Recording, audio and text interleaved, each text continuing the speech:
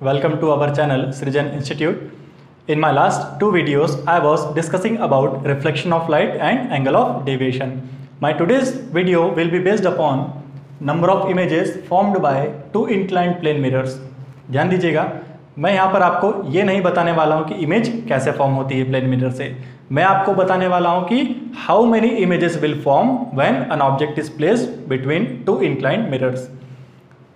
इससे सॉल्व करने के लिए हमारे पास कुछ मेथड्स हैं, 2 से 3 मेथड है, हम लोग जानते हैं पहले से ही. उसी के बारे में मैं आज डिस्कस करने वाला हूँ. तो पहली मेथड क्या होती है, चलिए देखते हैं.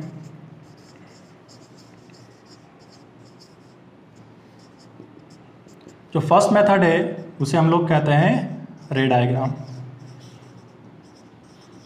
आप में से ज़्यादातर स्टूडेंट इसके बारे में जानते होंगे कि किसी भी ऑब्जेक्ट से इनफाइनाइट रेज निकलती है, वही रेज किसी भी प्लेन मिरर पर स्ट्राइक होती है और उसी की वजह से इमेज फॉर्म होती है. तो सबसे जो मोस्ट कॉमन बहुत बेसिक मेथड है वो क्या है, रे डायग्राम है. जो दूसरी मेथड होती है वो होती है फॉर्मूला यूज़ करके, कि आपको फॉर्मूला पता होगा और उससे आप नंबर ऑफ इमेजेस निकाल सकते हैं कितनी फॉर्म होने वाली है. और जो तीसरा है वो मैं यहाँ पर आपको एक ट्रिक बताने वाला हूँ, उसकी मदद से आप किसी भी टाइप का क्वेश्चन होगा उसे आप बहुत इजीली सॉल्व कर सकते हैं. तो तीनों में से आपको क्या यूज़फुल लगती है वो आप पे छोड़ता हूँ मैं. एक बात और, मैं यहाँ पर आपको ये रे डायग्राम वाली मेथड बताने वाला नहीं हूँ. उसका एक ही रीज़न है कि यहाँ पर आप जानते हैं कि किसी भी ऑब्जेक्ट से मल्टीपल रेज निकलती है. तो यहाँ पर अगर मैं उसे एक्सप्लेन करता हूँ तो हो सकता है कि काफ़ी सारा कन्फ्यूजन आपको यहाँ पर क्रिएट हो जाए. और मैं चाहता हूँ कि आप नीचे के दोनों चीज़ों को समझें, ठीक है, क्योंकि आंसर हमें अल्टीमेटली आंसर से मतलब है. तो रे डायग्राम थोड़ा सा लेंदी होता है, टाइम टेकिंग होता है, तो हम नीचे की 2 मेथड का यूज़ करके इजीली आंसर फाइंड आउट कर सकते हैं. ठीक है, तो चलिए स्टार्ट करते हैं. पहले हम बात करते हैं किसकी, फॉर्मुलेटिव मेथड की. तो फॉर्मूला को देखने से पहले मैं यहाँ पर कुछ क्वेश्चंस नोट कर देता हूँ. बहुत ही सिंपल से क्वेश्चन है और ये ऐसे क्वेश्चन है जो आपकी अंडरस्टैंडिंग को बढ़ाएंगे. ओके, तो चलिए स्टार्ट करते हैं पहला क्वेश्चन से. क्वेश्चन नहीं है, छोटा सा एग्जांपल है. आप में से काफ़ी सारे लोग बिना पेन चलाए भी इसे सॉल्व कर सकते हैं और मेरा मोटिव इसे समझाने का ज़्यादा नहीं है. मैं चाहता हूँ आप इसे ट्रिक की हेल्प से सॉल्व करके देखें. तो पहला क्वेश्चन क्या है कि find number of images formed due to two inclined plane mirrors and the angle of inclination given to us is 60 degree. ठीक है, मैं यहाँ पर इसे थीटा एज्यूम कर लेता हूँ कि थीटा इक्वल टू कितना गिवन है हमें, 60 डिग्री मेंशन है क्वेश्चन में. तो आपको बताना है कि अगर ये एक पॉइंट ऑब्जेक्ट है तो इसकी कितनी नंबर ऑफ इमेजेस यहाँ पर फॉर्म होगी. दूसरा जो क्वेश्चन है वो मैं यहाँ पर नोट कर लेता हूँ. वो दूसरा क्वेश्चन आपको दे देते हैं कुछ सपोज ऐसा कि मेरे पास प्लेन मिरर्स हैं, वो कितने डिग्री पर इंक्लाइंड है, सपोज 45 डिग्री पर इंक्लाइंड है. मैं इसे भी थीटा के फॉर्म में नोट कर लेता हूँ. तो थीटा इक्वल टू कितना गिवन है हमें, 45 डिग्री मेंशनड है. एक ऑब्जेक्ट है यहाँ पर कहीं प्लेस्ड है और इसकी कितनी नंबर ऑफ इमेजेस बन रही होगी मिरर की वजह से वो आपको पता होना चाहिए. थर्ड क्वेश्चन क्या, थर्ड क्वेश्चन हमारे पास है कुछ कि इसे थोड़ा सिंपल ले लेते हैं हम लोग, कि when 2 mirrors are perpendicular to each other and an object is placed like this here, तो कितनी इमेजेस यहाँ पर फॉर्म होगी. बहुत ही सिंपल से क्वेश्चन है, बिना पेन चलाए भी इनका आंसर आ सकता है. लेकिन मेरा मोटिव क्या है, यहाँ पर पहले कंसेप्ट को समझाना है, इसलिए मैं कुछ सिंपल से क्वेश्चंस ले रहा हूँ. बाद में हम लोग इसी को देखेंगे कैसे इसका डिफिकल्टी लेवल हम लोग बढ़ा सकते हैं. ठीक है, तो चलिए स्टार्ट करते हैं. क्या फॉर्मूला यूज़ करना है हमें उसकी थोड़ी सी बात कर लेते हैं. तो फॉर्मूला क्या है, उसके लिए आपको क्या करना पड़ेगा. सबसे पहले देखिए, आप जानते हैं कि टोटल एंगल कितना बनता है. अगर ये टोटल एंगल की मैं बात करूँ तो वो कितना होता है, 360 डिग्री. तो हम लोग 360 अपॉन में थीटा करके देखेंगे कि वो रेशो कितना निकल कर आता है. तो मैं क्या करने जा रहा हूँ कि फर्स्ट फाइंड 360 बाय थीटा. ठीक है, अब ये 360 बाय थीटा आपने फाइंड आउट किया है. अभी क्या क्या आ सकता है, पहली बात तो ये आ सकता है कोई इवन नंबर या फिर आ सकता है ये ऑड नंबर. तो हम ऐसे ही कुछ केस ले लेते हैं यहाँ पर. तो केस 1 क्या कह रहा है, our first case is when 360 by theta is even integer. कैसा होना चाहिए, इवन इंटीजर होना चाहिए. बहुत आसानी से आप इसका रेशो निकाल सकते हैं, आपको सब जगह पर थीटा गिवन है क्वेश्चन में। तो अगर ये रेशो इवन इंटीजर आता है तो क्या करना है, तो आपको नंबर ऑफ इमेजेस मिलेगी इस फॉर्मूले से, आपको करना है 360/थीटा और जो भी आपका आंसर आ रहा होगा उसमें से एक कम करना है। ये क्यों मैंने -1 किया है इसके बारे में मैं कुछ देर में बात करूंगा, ठीक है। पहले हम लोग केसेस डिस्कस कर लेते हैं। तो फर्स्ट केस क्या है कि व्हेन 360/थीटा इज इवन इंटीजर, तो आप इस फॉर्मूले का यूज करके नंबर ऑफ इमेजेस कितनी निकल रही है, बन रही है, वो निकाल सकते हैं। केस 2 क्या है, हमारा केस 2 है कि when 360/थीटा is odd integer and object is placed at angle bisector,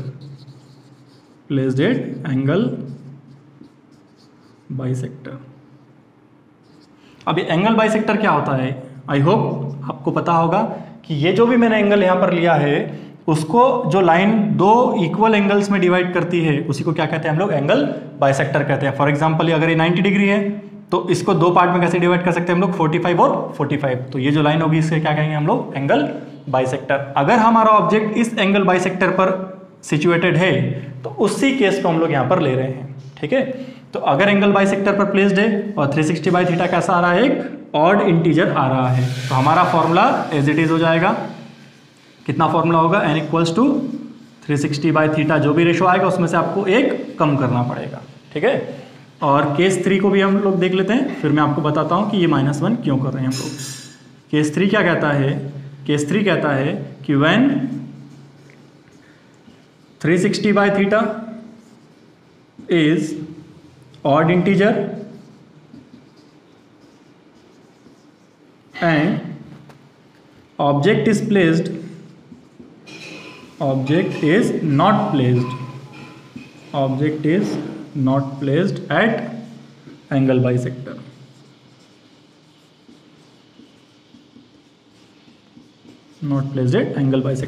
तो हमें क्या करना है, हमारा आंसर हो जाएगा सिर्फ n = 360/थीटा, दैट्स ऑल, कुछ नहीं है, ठीक है। तो ध्यान से पहले केस को समझिए, मैंने क्या कहा कि अगर आप 360/थीटा को पहले निकालिए, अगर वो इवन इंटीजर आता है तो हमें कुछ करना ही नहीं है, जो भी आपका रेशो उसमें से क्या कर दें, एक कम कर दीजिए। फॉर एग्जांपल हमने यहाँ पर लिया है कितना, थीटा की जगह पर 60 डिग्री। अब आपको क्या करना है, यहाँ पर 60 डिग्री आपको गिवन है, तो 360/60 ऑब्वियसली आप जानते हैं कितना आने वाला है, वो आने वाला है 6। तो यहाँ पर कितना इमेजेस फॉर्म होगा, वो 6 कैसा है, 6 इज इवन इंटीजर। तो आपको क्या करना है, उस 6 में से एक को कम करना है। अब ये एक क्यों कम किया है उसके बारे में बात करते हैं। तो देखिए ये जो ऑब्जेक्ट है इससे पहली इमेज तो बन रही होगी इस मिरर की वजह से, वो कहाँ बनेगी, इस मिरर के पीछे, यहाँ पर इमेजिनरी होगी वो। ऐसे ही इस ऑब्जेक्ट की एक इमेज इस मिरर की वजह से बनेगी, तो ऐसी कहाँ बनेगी, वो नीचे बनेगी। तो ऐसी कितनी इमेजेस हो गई, 2 इमेजेस बन चुकी है। जो तीसरी इमेज बनेगी ऑब्जेक्ट की, तो ये जो इमेज यहाँ पर ड्रॉ हो रही है वो इमेज इस मिरर के लिए कैसा बिहेव करेगी, ऑब्जेक्ट की तरह बिहेव करेगी। तो इसकी जस्ट एक इमेज कहाँ बनेगी, वो नीचे बनना चाहिए, इसी के जस्ट सामने इस मिरर की वजह से। वैसे ही इस ऑब्जेक्ट की एक इमेज कहाँ बन रही थी, यहाँ पर कहीं बन रही थी, तो ये इमेज इस मिरर के लिए कैसा बिहेव करती है, ऑब्जेक्ट की तरह बिहेव करती है। तो इसकी इमेज कहाँ बनेगी, जस्ट इसके सामने बनेगी। तो ऐसी जो इमेजेस बनती है, कितनी बनी, 1 2 3 और फिर से कहीं कितनी बनी, 4 बनी है। लेकिन ये जो 2 इमेजेस यहाँ पर बन रही थी वो क्या सी हो गई, एक दूसरे पर ओवरलैप हो गई है। इसका मतलब आपको कितनी इमेजेस दिख रही है, आपको दिख रही है सिर्फ 3 इमेज, जबकि बनी कितनी है, वो बनी है 4 इमेजेस। तो मैंने यहाँ पर रे डायग्राम को यूज सिर्फ इसीलिए नहीं किया है क्योंकि रे डायग्राम थोड़ा सा इससे कॉम्प्लिकेटेड स्ट्रक्चर बना देता और टाइम कंज्यूमिंग है वो। तो बात को जरा समझिएगा कि हमें -1 क्यों करना पड़ रहा है, क्योंकि इमेजेस तो इतनी ही बनती है, 360/थीटा ही बनती है, लेकिन कोई भी 2 इमेज यहाँ पर कैसे हो जाती है, एक दूसरे पर ओवरलैप हो जाती है, और ओवरलैप होती है तो हमें एक इमेज कम दिखती है। इस वजह से हमें यहाँ पर -1 करना पड़ता है। तो क्या करना है हमें, जब भी आपको रेशियो निकालना है 360/थीटा इवन इंटीजर आए तो आंख बंद करके उसको क्या कर दीजिए, -1 कर दीजिए। लेकिन अगर एक ऐसा आता है ऑड इंटीजर आता है, तो ऑड इंटीजर आता है तो आपको यहाँ पर देखना पड़ेगा कि ये जो ऑब्जेक्ट है एंगल बाइसेक्टर पर रखा है कि नहीं। आई होप आपको एंगल बाइसेक्टर समझ में आया हो कि वो लाइन जो एंगल को दो इक्वल पार्ट्स में डिवाइड कर दे, उसी को क्या कहते हैं हम लोग, एंगल बाइसेक्टर कहते हैं। अगर ये ऑब्जेक्ट एंगल बाइसेक्टर पर रखा है तो क्या करना है, फिर से उस ऑब्जेक्ट की जो दो इमेजेस बन रही होगी, कोई भी दो इमेजेस बन रही होगी, वो एक दूसरे पर ओवरलैप करेगी। तो ओवरलैप करेगी तो हमें क्या करना पड़ेगा, -1 करना पड़ेगा, क्योंकि जितना एंगल ऊपर से बन रहा है उतना एंगल कहाँ से बन रहा है, नीचे से भी बन रहा है ना, तो ओवरलैपिंग होगी। लेकिन अगर ये ऑब्जेक्ट एंगल बाइसेक्टर पर नहीं रखा हुआ है, फॉर एग्जांपल कि ये 45 डिग्री है, इस 45 डिग्री पर ये जो ऑब्जेक्ट है ये ऊपर से कितना एंगल बना रहा है, सपोज फॉर एग्जांपल 25 डिग्री बना रहा है, और नीचे से कितना बना रहा है, सिर्फ 20 डिग्री ड्रॉ कर रहा है, 20 डिग्री। तो क्या ये एंगल बाइसेक्टर पर रखा है, नहीं, ये एंगल बाइसेक्टर पर नहीं रखा है। तो ये कौन सा केस बन जाएगा हमारा, ये एंगल बाइसेक्टर के बिना बन जाएगा। अब हमें तो रेशो निकाल कर देखना पड़ेगा कि ये इवन आता है या ऑड आता है। ठीक है, तो चलिए स्टार्ट करते हैं। पहले का तो आप आंसर आई होप समझ गए होंगे। तो थीटा की जगह पर हमारे पास कितना है, 60 डिग्री है। मैं यहाँ पर सॉल्व कर लेता हूँ कि 360/थीटा निकालना है। तो थीटा की जगह पर कितना है, 60 डिग्री। कितना आंसर आ रहा है, कैंसल आउट करोगे तो 6 आ जाएगा। 6 कैसा है, 6 इज इवन इंटीजर। आपको एंगल नहीं देखना है इवन है या ऑड है, आपको रेशो देखना है। Once again please note here that you don't have to notice angle. ऐसा नहीं कहना कि 45 डिग्री ऑड आ गया है, आपको इसे नहीं देखना है, आपको क्या देखना है, 360/थीटा का रेशो देखना है कि वो इवन आ रहा है या ऑड आ रहा है। ठीक है, व्हाट माय पॉइंट। तो 360/थीटा यहाँ पर कितना आया, 6 आया। 6 इज इवन इंटीजर। तो इवन आया तो क्या करना पड़ेगा आपको, यहाँ पर आपको दिख रहा है 360/थीटा -1 करना पड़ेगा, ओवरलैपिंग होगी यहाँ पर। तो हमारा जो आंसर होगा वो कितना हो जाएगा, 6 - 1, मतलब आंसर आने वाला है 5। आंसर आ जाएगा हमारा 5। चलिए सेकंड क्वेश्चन आप लोग देखिएगा। कितना है यहाँ पर थीटा का वैल्यू, 45 डिग्री। तो हमें क्या करना है, सबसे पहले 360/थीटा करना है, 45 डिग्री निकालना है। जैसे ही आप 45 डिग्री सॉल्व करेंगे, मतलब रेशो निकालेंगे, तो आपका आंसर आ जाएगा कितना, ये 9 से कैंसल आउट हो रहा है, ये आ जाएगा 9 5 जा, ऊपर आ जाएगा 40, और ये कैंसल आउट करोगे तो 8 आ जाएगा। अब 8 आया तो 8 फिर से क्या आ गया, इवन इंटीजर आ गया है। इवन आए तो आपको एंगल बाइसेक्टर हो चाहे ना हो कोई ध्यान देने की जरूरत नहीं है। इवन आया है, समझ में आ गया आपको। तो इवन आया तो हमारा आंसर कितना हो जाएगा, वो हो जाएगा 8 - 1, मतलब हमारा जो फाइनल आंसर होगा वो होगा नंबर ऑफ इमेजेस सिर्फ 7 दिखेगी आपको। कोई भी दो इमेज एक दूसरे पर ओवरलैप कर जाएगी। इसका तो आंसर आप बहुत ईजीली निकाल सकते हैं। कितना आएगा वो आएगा 360/90, और जैसे ही करोगे तो कितना आ जाएगा 4 फिर से कैसा आ गया, इवन आ गया है। तो इवन आ गया है तो क्या करना पड़ेगा, हमें यहाँ पर करना पड़ेगा n = 4 - 1। तो आंसर कितना आएगा 3। Number of images will be seen by any observer will be only 3। तो ये तो बहुत ही सिंपल केसेस थे। अब देखिए कि इन क्वेश्चन को कैसे हम लोग आगे बढ़ा सकते हैं। आई होप आपको ये कंसेप्ट समझ में आया होगा। लेकिन प्रॉब्लम क्या होती है, मैंने यहाँ पर एक चीज़ नोटिस करना, क्या लिखा है, मैंने यहाँ पर लिखा है इंटीजर। यहाँ पर भी क्या लिखा है, इंटीजर। इंटीजर का मतलब फ्रैक्शन में वैल्यू नहीं आना चाहिए। अब मान लीजिए मैं अगर इसी एंगल को कितना ले लूँ, सपोज 70 डिग्री ले लेता हूँ। कितना डिग्री ले लेता हूँ, 70 डिग्री ले लेता हूँ। तो अब आप बताइए कि कितना आंसर आना चाहिए, क्योंकि जब आप 360/70 करोगे तो 0 0 आप कैंसिल कर लीजिए। यहाँ पर आपको सामने ही दिख रहा होगा कि ये जो आंसर आएगा वो आपका फ्रैक्शन में आ जाएगा, है ना।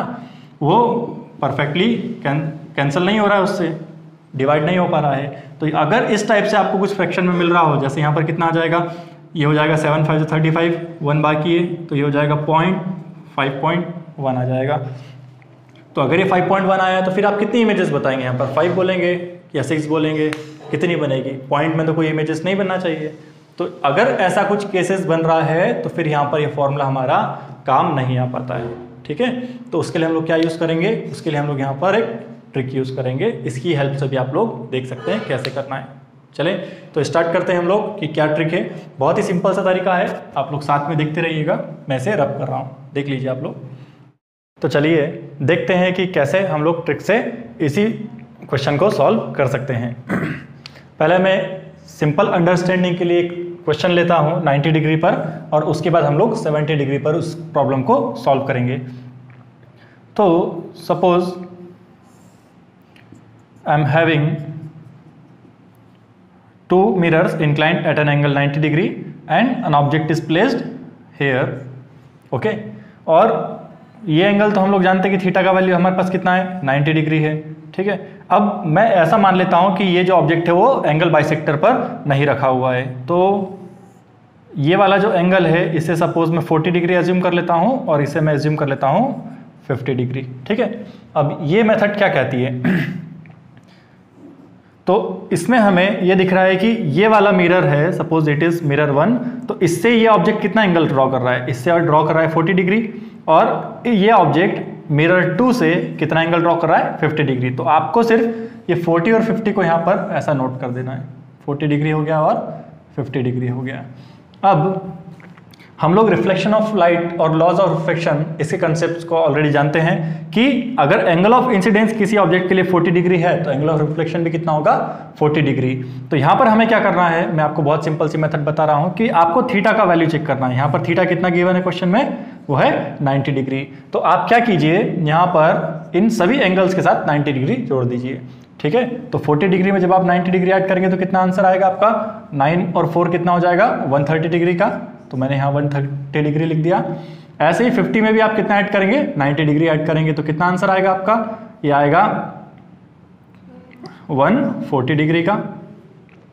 ऐसे ही फिर से आप 90 डिग्री ऐड करके देखिए, तो जब से आप 90 डिग्री इसमें ऐड करेंगे तो आपका आंसर आ जाएगा 230 डिग्री, और यहाँ 90 डिग्री जब आप ऐड करेंगे तो आपका आंसर कितना आ जाएगा 220 डिग्री। अब यहाँ पर एक बात ध्यान देने वाली क्या है कि जैसे ही आपका एंगल 180 डिग्री या उसको क्रॉस करता है, 180 डिग्री या उसे क्रॉस करता है, तो हमें इन एंगल को कंसिडर नहीं करना है। उसका क्या रीजन है, क्योंकि 180 डिग्री का क्या मतलब है कि जो अब इमेज बन रही है वो सपोज अगर ये मेरा मिरर है तो उस मिरर के ही लाइन में बन रही है, मतलब ऐसे एंगल बन रहा है। मतलब कि अगर मान लीजिए यहाँ पर एक मिरर रखा हुआ है जस्ट मेरे बगल में और मैं यहाँ पर देख रहा हूँ, तो क्या मुझे उसमें अपनी इमेज दिखेगी, ऑब्वियसली नहीं दिखेगी। तो ये कुछ ऐसा ही केस बन जाएगा कि अगर जो इमेज फॉर्म हो रही है वो 180 डिग्री बना रही है, मतलब उसी लाइन में है वो, या फिर अगर 180 से ज्यादा बना रही है, मतलब अब वो कहाँ गई है, अब वो पॉलिश्ड सरफेस की साइड आ गई है। तो क्या यहाँ से कोई रिफ्लेक्शन आपको मिलेगा, ऑब्वियसली वहां से भी कोई रिफ्लेक्शन नहीं मिलेगा। तो क्या ध्यान रखना है हमें कि जैसे ही एंगल 180 डिग्री या उससे ज्यादा होता है तो हमें उसे अपने नंबर या अपनी काउंटिंग में कंसिडर नहीं करना है। तो अब चलिए देखते हैं कितनी इमेजेस बनी है। ये दो तो हमारे काउंटिंग से बाहर हो चुके हैं, 1 2 3 4 नंबर ऑफ इमेजेस यहाँ पर बन रही है, ठीक है। अब हमें ये देखना है कि ओवरलैपिंग होगी या नहीं होगी इमेजेस की। तो इमेजेस की ओवरलैपिंग होगी या नहीं होगी, इसके लिए हमें क्या करना है, जो लास्ट वाले एंगल हम लोग ले रहे हैं, जैसे मैंने यहाँ पर कितना एंगल लिया 140 और 130, आप इन्हें ऐड कीजिए। तो 140 डिग्री प्लस 130 डिग्री को जब हम ऐड करेंगे और उसमें प्लस ऐड करिए थीटा, तो थीटा कितना है हमारे पास क्वेश्चन में, थीटा है कितना 90 डिग्री का। तो यहां पर मैं आपको ऐड करके दिखाता हूं कितना आएगा। ये जो टोटल सम है ये हमारा आना चाहिए इक्वल टू 360 डिग्री। अगर ये 360 डिग्री आ रहा है, इसका क्या मतलब है, अगर ये रिलेशन सेटिस्फाई होता है तो कंडीशन है ये, ओके, दिस इज कंडीशन। अगर जो लास्ट वाले एंगल है उनका सम प्लस थीटा, जो भी आपका एंगल बिटवीन द मिरर से, वो सबका सम करने पर कितना आ रहा है 360, इसका मतलब इमेजेस विल ओवरलैप या कोइंसाइड करेगी, तो ओवरलैप होगा वहां पर, ठीक है। और अगर बाई चांस ये इतना ऐड करने पर 360 नहीं आता है, उससे कम ज्यादा आता है, तो आप समझ जाइएगा कि इमेजेस विल नॉट ओवरलैप, वहां पर इमेजेस अलग अलग सेपरेट दिखेगी, ठीक है। तो अभी हम करके देखते हैं इस क्वेश्चन में कितना होता है। तो देखिए हमारे पास थीटा का वैल्यू कितना है 140 प्लस 130 प्लस 90, जब आप ऐड करेंगे तो 140 और ये कितना हो जाएगा 130 मिलकर 270, और 270 और 90 डिग्री कितना हो जाएगा एग्जैक्टली 360 डिग्री हो जाएगा। और ये हो जाएगा, इसका क्या मतलब है, इमेज ओवरलैप करेगी। तो हम लोग 90 डिग्री के केस में जानते ही हैं, मैं आपको पहले ही बता चुका हूं कि इमेजेस कितनी बनेगी, नंबर ऑफ इमेजेस कितनी बनती है 3 इमेज बनती है। तो यहां पर भी आपको देखिए 1 2 और जो 3 4 बन रही थी, तो 4 में से आपको दिख रहा है कि जो इमेज है लास्ट की 2 इमेज वो कैसे करेगी, ओवरलैप कर जाएगी। इस वजह से हमें जो टोटल इमेजेस मिलेगी यहाँ पर, वो टोटल नंबर ऑफ इमेज कितना मिलेगा, टोटल नंबर ऑफ इमेजेस वो किसी भी ऑब्जर्वर को कितनी दिखाई देगी, सिर्फ 3 दिखाई देगी। बनेगी 4 लेकिन दिखेगी कितनी, सिर्फ 3 इमेज दिखेगी, ठीक है। चलिए एक एग्जांपल और हम लोग यहाँ पर लेते हैं। अब की बार मैं मिरर को 70 डिग्री पर लेता हूँ और देखते हैं हम लोग कैसे उसका आंसर आ पाता है। ठीक है, तो सपोज मेरे पास मिरर है और वो मिरर कितने पर इंक्लाइंड है, 70 डिग्री पर। हम लोग अगेन यहाँ पर एंगल बाइसेक्टर अब की बार नहीं लेते हैं, इसको मैं तोड़ देता हूँ, ब्रेक कर देता हूँ 30 डिग्री में और 40 डिग्री के एंगल में। और जैसे ही हम लोगों ने इसको सेपरेट किया तो हमें क्या करना है इस मेथड के अंदर, हमें यहाँ पर एक जगह पर कितना लिखना है 30 डिग्री, दूसरी जगह पर कितना लिखना है 40 डिग्री लिखना है, और उसके बाद जो भी थीटा का वैल्यू है, जैसे यहाँ पर थीटा का वैल्यू कितना है 70 डिग्री है, उसे वहां पर ऐड करते जाना है। अब अच्छा ये देखिए मैं क्रॉस में क्यों कर रहा हूं, क्रॉस में इसीलिए कर रहा हूं क्योंकि